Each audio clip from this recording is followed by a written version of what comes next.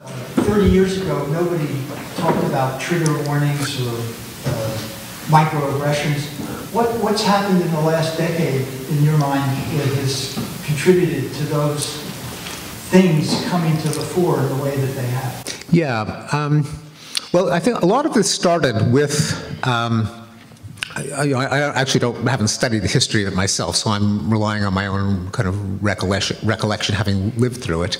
A lot of these are outgrowths of movements that originally were completely legitimate. Namely, like when I was a child, even a teenager, it was perfectly acceptable to tell ethnic jokes. You could hear them on the radio. Polish jokes, for example. And before my time, but I guess when I was a child, African Americans were excluded from campuses. Women were the butt of sexual insults and jokes when they did set foot on a campus like MIT. And there was a legitimate movement to remove these kinds of crude barriers to full participation of stigmatized groups. Gay people as well, where there were, those of us who are above the age of 50 can remember, limp wrist jokes and, lisping imitations of gay people and so on.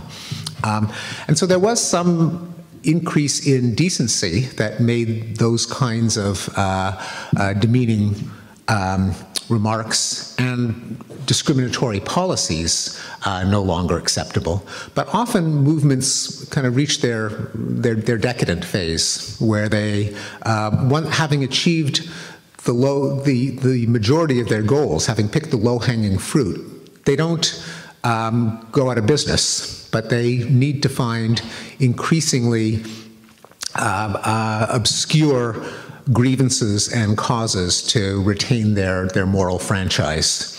And I suspect that's what happened to what we now call political correctness, many aspects of which, in their original moderate form, were completely reasonable.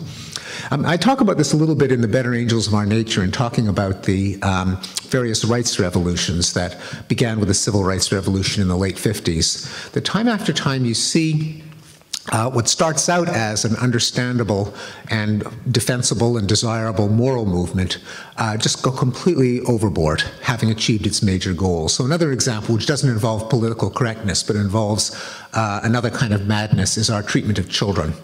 So children, those of us who've read Oliver Twist and so on know how children used to be treated in the 19th century. They were, they were put to work as coal miners and chimney sweeps and starved in orphanages and so on. Then there was a kind of a children's rights revolution, where children were treated, in the words of one economist, as economically worthless, emotionally priceless. So that's our new understanding of children, as opposed to economic resources to be, exploited. And that led to a lot of great reforms: child labor laws, compulsory education, and child welfare agencies. It led to a reduction of corporal punishment of children, of spanking. Led to a greater attention to children's safety, like car seats, and not exposing kids to secondhand smoke, and playground equipment that led to fractured skulls. But now we've gotten to the point, as any parent knows, in fact, as any grown-up child knows, where parents won't let children out of their sight, where kids can't walk to school, where they can't play by themselves in the playground out of fear that they might fall or get insulted or get abducted by sex perverts. All of it totally out of proportion to any assessment of the objective risks. But the hyper-parenting movement is an example of a progressive trend that just went too far. And I suspect that a lot of this stifling political correctness comes from genuine liberation movements and rights movements that also went too far.